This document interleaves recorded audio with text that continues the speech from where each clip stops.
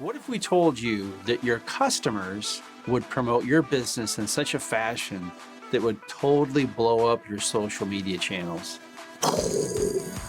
Let's go.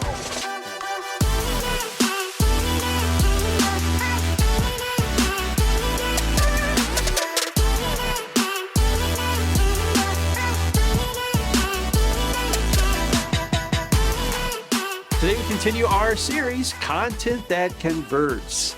And we are here to help guide you through the process of creating content that converts your audience into buyers.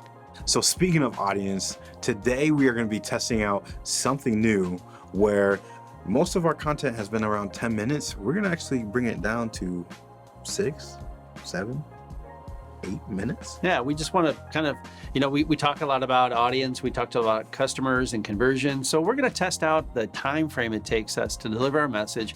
And let's see if we get more views on this, less than 10 minutes anyway. Put the timer on the clock. So what we want to show you today is exactly that. We've been telling, but today we're going to show you something. So this is a video that we created 3 years ago. In fact, it was one of the first videos that we did working with a piano gallery here in our local town. So we've been preaching about the value of having customers tell your story, and sometimes what they have to say is pretty surprising. So this is a video that's very near and dear to my heart. I remember interviewing Linda like yesterday, and what she had to say, I'll admit it, I cried.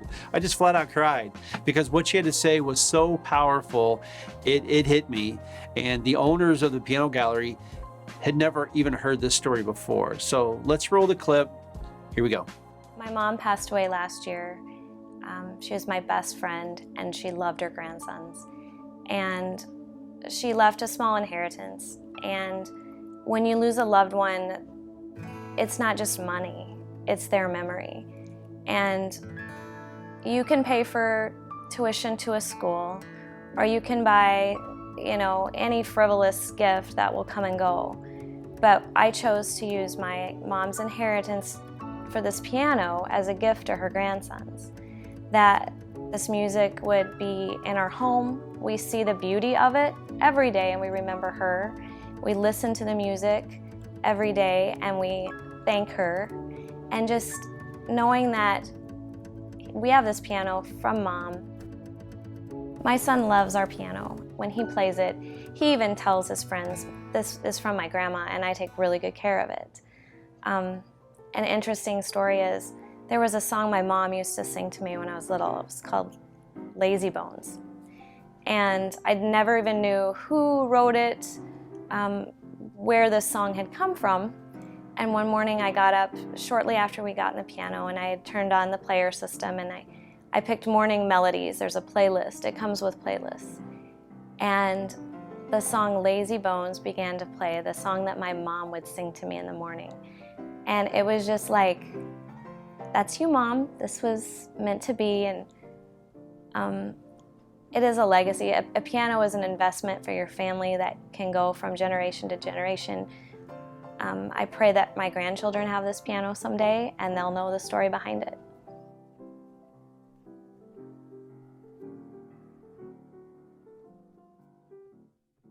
A story like this from Linda, again, nobody really saw this coming. And the cool thing was, take a look at some of the comments that we got. This business received over 9,000 views, all unpaid. And look at the comments. What's so cool is that even though this was basically a video ad, the comments not only said story numerous times over, but it also said, nice story, Linda. It's as though the audience didn't see this ad as an ad at all. Instead, it was almost like a personal story from Linda about her mom, when in reality it was an ad about a piano business. And at the end of the day, this is why it's so important to put your customers at the forefront of your advertising or marketing to make them the hero. Because it's less about, in that moment, it's about telling the story. And yeah, maybe you'll get customers that are like, I want to go and buy a piano, and they saw Linda's story, or they're like, man, that's a cool story. Like, these people really care for the customers. So you know, we don't know how our product or service impacts people all the time. But in this case, the purchasing of a piano was a very personal gesture that Linda made. And whether her friends or family go and buy a piano from the same location or not, we never know. That might start the sales cycle. So maybe 2 years, 5 years, 10 years down the road, they may remember this story and say, where did Linda buy her piano from? Oh yeah, Schoppert's Piano Gallery. We should go there today. So now it's time for the bonus valuable content. Jeff, hit him with the value bomb. Yeah, so like at the end of the day, story is a sense-making device. It's inherent, it's psychological. And your customers want your story, but they also want to know your customer stories too. So it behooves all of us as business owners to let those stories come out in order to promote your business. As we bring this video to a close, we understand, you know, as a business owner, you got a lot of stuff on your plate, and telling stories like this, you may not know how to do it, but you're in luck. Jeff? At Media by JP, this is what we do. Like Bobby said, it may not be in your wheelhouse to collect these kinds of stories or to figure out how to tell those stories. So that's what we do. We will walk you through the processes to create stories like this that will save you money, it'll save you frustration, and it's going to give you valuable content that you can use to attract more customers to your product or service. Yeah. So like always, guys, please feel free to like, leave a comment below, subscribe, ring the bell to get notified, and it's time to Own your story.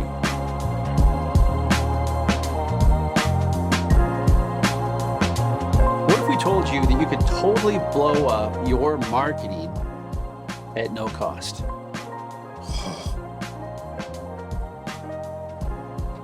Let's go.